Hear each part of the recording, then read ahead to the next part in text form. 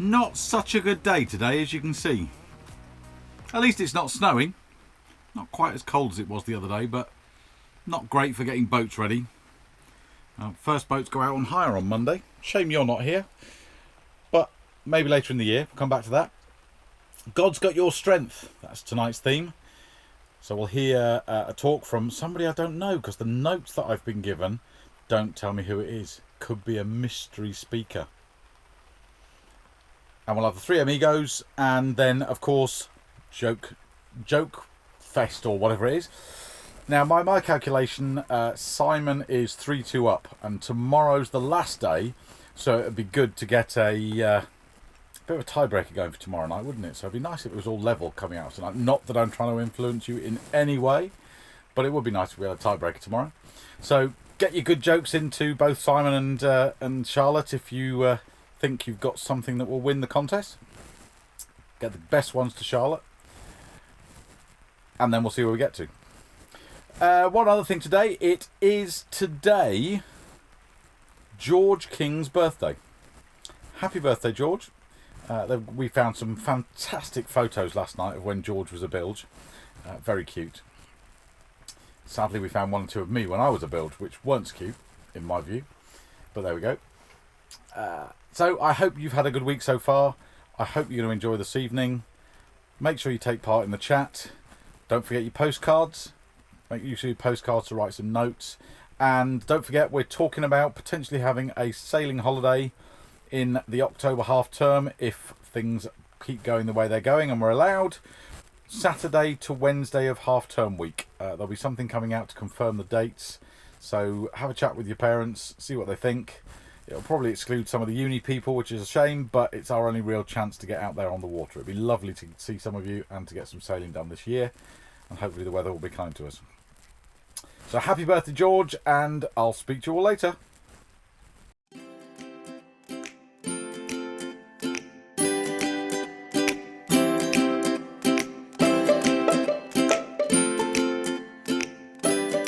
Hi, I'm Charlotte, and I'm one of the skippers on Bits Boat.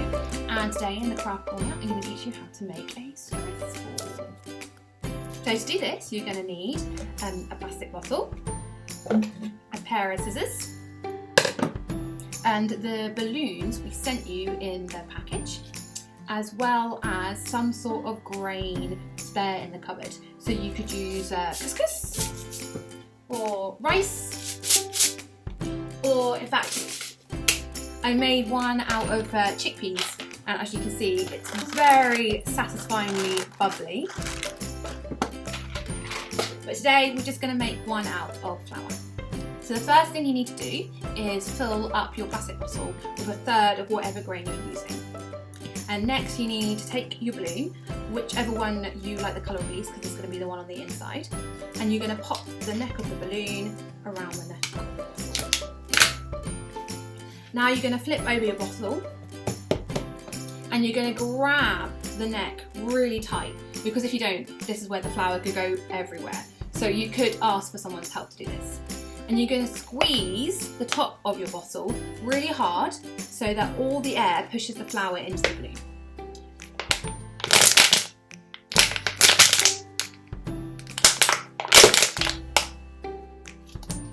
Okay, I also have some air now left in my balloon, so I'm going to squeeze the neck really tight, and I'm very slowly going to let that air back into the bottle. You can kind of see most of the air is out now, but not all of it. So flip it over. Again, keep a tight pinch on that neck, and take the balloon off the bottle. Okay. Now, like you're opening a very fizzy can of Coke, you're just gonna let the air out of your balloon. As you can see, the flour goes a bit everywhere. So maybe do that over a kitchen sink, not your desk. And then you're going to tie a knot in the balloon.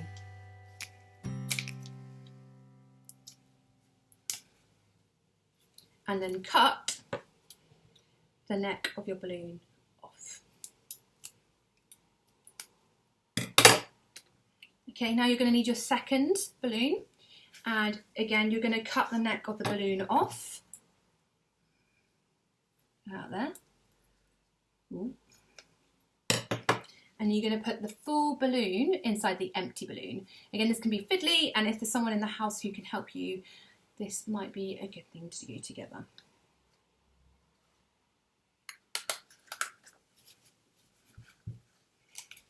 So you're putting your full balloon inside the empty balloon, and that is how you make a stress ball.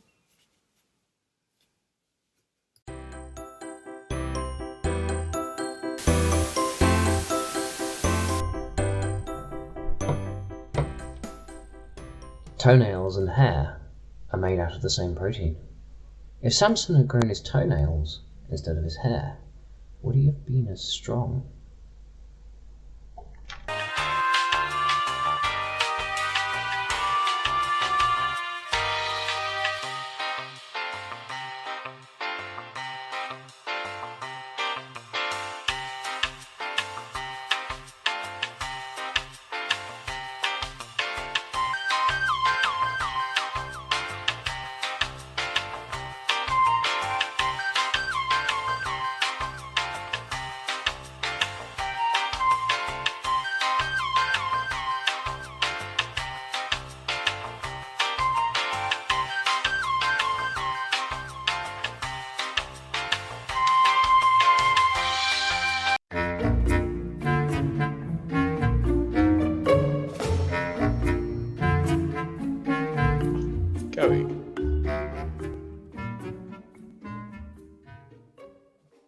Okay, so today's question that's been sent in is, why doesn't God answer prayers for healing every time?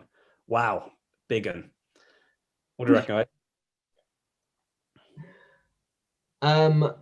So yes, I've had quite a lot of prayers for healing recently. Well, in recent times anyway, a couple of years, because of two things. First of all, my daughter born very premature, and also I had cancer a couple of years later. So I've had a lot of I've had a lot of experience with people praying for me personally, but also for being the person praying. I think being the person who is in need of prayer was interesting, because actually at the time I was lying there in hospital. I was in a lot of pain. I knew that there was a chance that I might die, and certainly if the operation didn't go well. And my thoughts were more along the lines of, well, God is here. God has got this. I know that God is a real, entity in my life, in this physical world, and I trust that He will pull me through this somehow. I might die, but that's still part of, therefore, what He's got in mind for me. And I do remember praying, the same sort of thing that, I think I've lost my thread. My brain has turned to cheese. I'm rambling. If you just, can we edit this out, or do we need to start again? I think we can just carry on, and John can edit this bit out. Carry on. Can we edit this bit out? So if I put my head in exactly the same position like this, okay. Where shall I start from? Because my brain has just turned to cheese. You could start from the bit you were just about to give an example of someone else who prayed a similar prayer. You said something like, and I remember praying a prayer similar. So segue. I think what was in my mind was the prayer that as Jesus was in Gethsemane, he said something like, not my will but yours. And I think that's a really difficult prayer to pray, but I think sometimes it's your only option.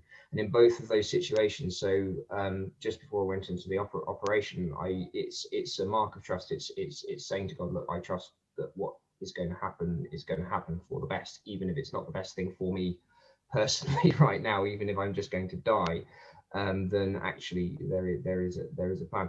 But that was such a hard thing to say when looking over hope, when it's someone else who's suffering and it's someone who's close to you. You know, your first child is in a hospital bed under intensive care conditions, and that's a really difficult prayer to pray. And we did pray for healing, but also coupled with that, we knew that, you know, God works in ways that we don't understand, and we had to be willing to accept that maybe God's way was for us not to get what we personally wanted at that point. I think that's so powerful to be able to say and know that you're praying those kinds of things, because I think that for me, one of the big things in this whole question is about trust, that God has a bigger view of everything, and God's picture is fuller than ours. And that's so hard, because we can look at things and it just feels obvious. But you know, you said in there, James, that you might have died, and you're able to even see in that could be part of God's plan. Because ultimately, if you died, you'd be in heaven, and you would ultimately have a restored body, and everything would be fine, and you would never get sick again. And that, in a sense, is healing. It's not in the way that we would want right now, and it certainly wouldn't be for those of us who would, you know, miss you. But God can still be seen at work in that. I can remember a time when I was a teenager, and me and my friend both had exactly the same illness. And one day at Spring Harvest, we both went forward to be prayed for, and literally miraculously overnight, he was healed and I was not. And I couldn't see any sense in that. And about 8 years later, I had the chance to pray for and spend some time with someone who had exactly the same thing and who was really struggling with it. And I was able to talk to him about how God is there in the middle of it. And if God had taken it away from me, I wouldn't have been able to have that. And, you know, at the time, I'd rather have been healed, but I can see God had a plan. And that, knowing that God is bigger is a really hard but important thing in all this, I think. Absolutely. And I think, I think sometimes I rely too much on the thought, but I do think it's really a really comforting thing to know that actually there is a plan, and we're not alone, and kind of struggling along by ourselves. And sometimes it can feel a bit like that, but that's when we can rely on our church family and the Christians around us, and other friends as well. And I know if I ever have a problem, I can reach out to all of the Bittons family and say, I just need prayer for this, and knowing that there's a whole group of people praying, even when I haven't asked for it as well. I know that there are people praying, and that I think is very comforting as well. And I think, you just have to try and always remember and keep your eye on the fact that the future is planned, and God has you in his hands, and it's, you're not just alone struggling through this. Always that sort of like the trust that you have to have, and the faith you have in God to keep you on the right path, and know that one day you'll look back and think there was a reason for this, and I wouldn't be here if I hadn't been there. Amen to that. Well, thank you to whoever it was that sent in that question.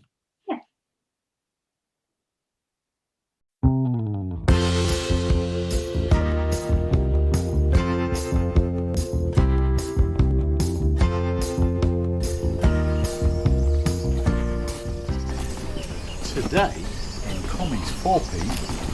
Today in Comics 4P. In Comics 4P.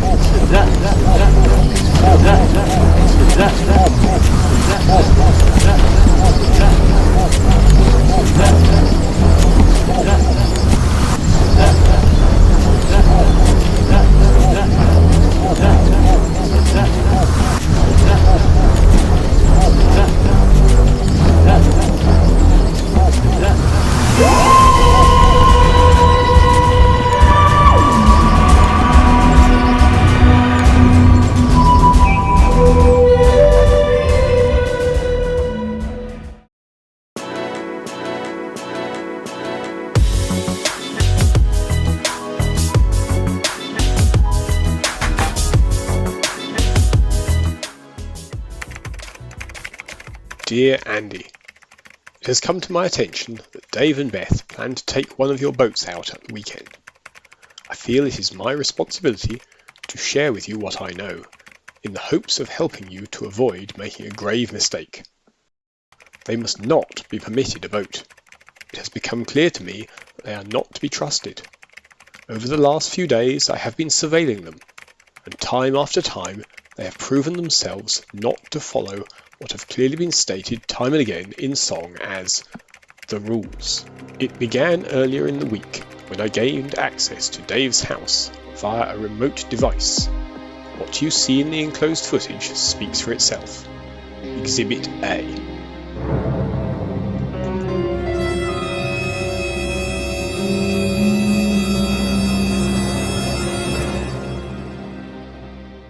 But that was not the end of it. Beth too is not blameless. She flouts the regulations at every turn. As you can see. What? What's wrong? I was just about to start packing for the trip.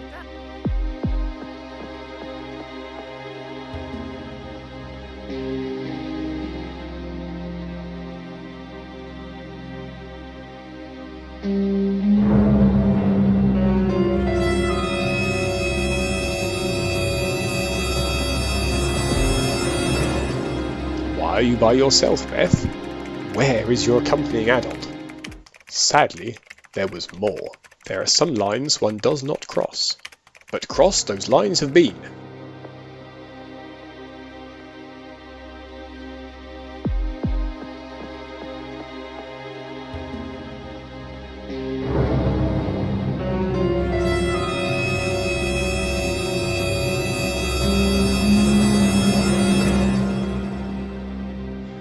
Doesn't take long to wipe your feet, Dave. I pray Marnie doesn't see this. It gives me no pleasure in bringing this to your attention. I only hope that it arrives in sufficient time for you to take action and retract the offer of a boat from these transgressors. Grace and peace, Will. Connie will speak, and everyone will listen.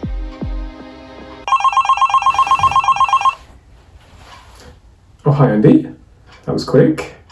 You got my email? Yes, I did. It's way too long. I'm just not going to read it. Bye.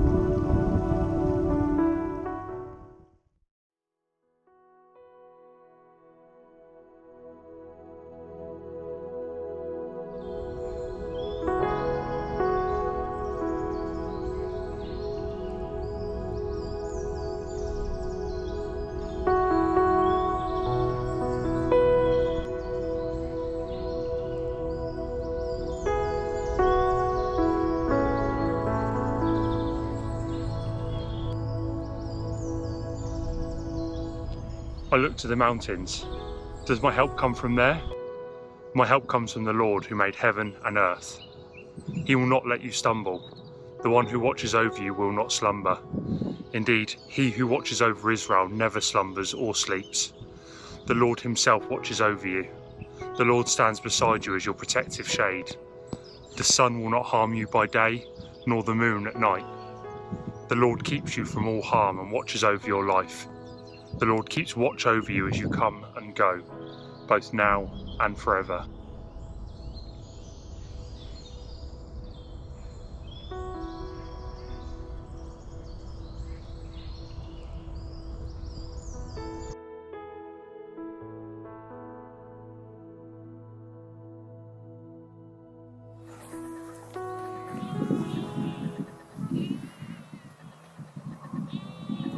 Hello.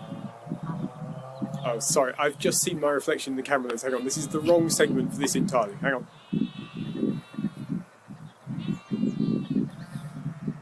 Right, that's better. Hello.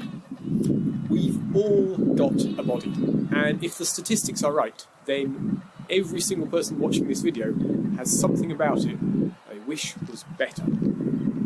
Maybe you'd like something to look different. Maybe you'd like something to work better. Maybe you've had an illness, or maybe you haven't looked after your body all that well. Maybe you had an accident and something just doesn't function quite right. For me personally, I sneeze.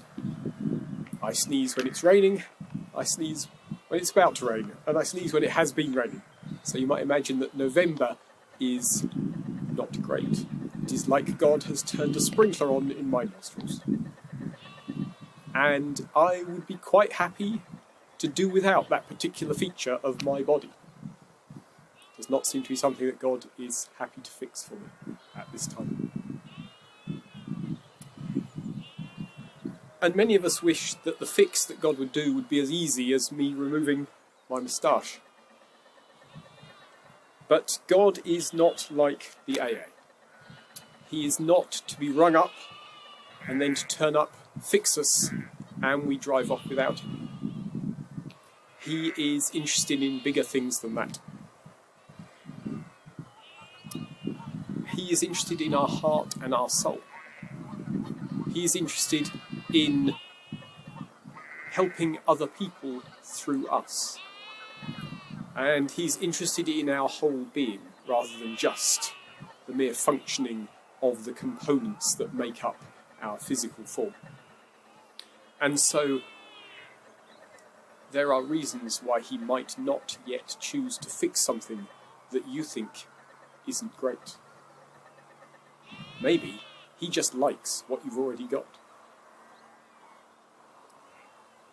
Now, right now, we're in the middle of a pandemic, and it would be completely unreasonable not to address it in some way. Why is God letting it continue? Why is God letting people die of it? Well, there's not really time to go into all of it, but certainly part of the reason, and it is incredibly complicated. Why wouldn't it be when we're looking at the entire planet and all of God? But part of the reason is to do with free will. Nobody quite knows how the pandemic started, but all of the suggested theories feature somebody doing something that perhaps wasn't the right idea.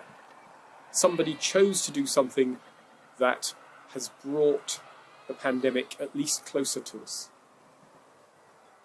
And part of the other part of the answer is to do with sin. Now, that's not to say that those who have died were more sinful than the rest of us. It's not to say that if you survived, you are in some way better. It is all about the whole of sin, the totality of sin in all of humanity, in all of time. That's quite a big concept. But all of that sin allows for the world to be broken. And in a broken world, people die from pandemics. As I say, that's not all of the answer, but it is part of it. But God makes the best out of situations. He will turn things for good. He will use what we have suffered to help someone else, or sometimes to help us. That notwithstanding, how can it be true that today's psalm said, "The Lord keeps you from all harm and watches over you. The Lord keeps watch over you as you come and go, both now and forever"?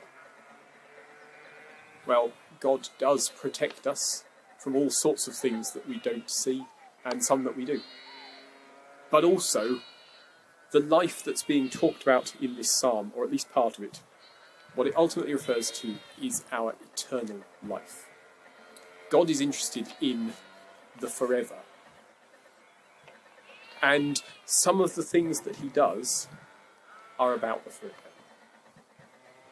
And when we come to eternal life and we are resurrected, we will have an eternal body. It will not be the body that you see in front of you at the time. It will be better. Job says when talking to his friends, "And after my body has decayed, yet in my body I will see God, I will see him for myself. Yes, I will see him with my own eyes. That's important. The scars that we have now may well still be there in eternity. We see that in Jesus when he was resurrected. He says in John to Thomas, "Put your finger here and look at my hands. Put your hand into the wound in my side." Jesus carried the scars with him even after resurrection. And I think part of the explanation of that, or at least a useful illustration of it, comes from Japan with a practice known as kintsugi. And it is the practice of fixing broken pots with gold lacquer. There's an example, hopefully, that John's going to put about here. And the idea is not to take a pot and break it and then fix it. But if a pot is broken accidentally, then it is repaired with this gold lacquer and made to look even more beautiful than it was before it was broken. And I think that is what we will find when we get to heaven. We won't hide the damage that we suffered in life. The scars will still be there, but they will be beautiful. God will make it so. Because God builds back better. And he brings beauty out of brokenness. So all those things that go wrong as we go along will still be there, but they will look beautiful. I want to end with a thought from Isaiah. It's many people's favourite verse from the Bible. And in it he says, "But those who trust in the Lord will find new strength. They will soar high on wings like eagles. They will run and not grow weary. They will walk and not faint." Now, it doesn't say that we won't be weak at times, but it does say if you trust in God, if you lean into him, he will give you the extra strength to carry on, to get to the end. So, God's got this. He will use your weaknesses, he will use your scars, he will use your brokenness, but he's got your strength.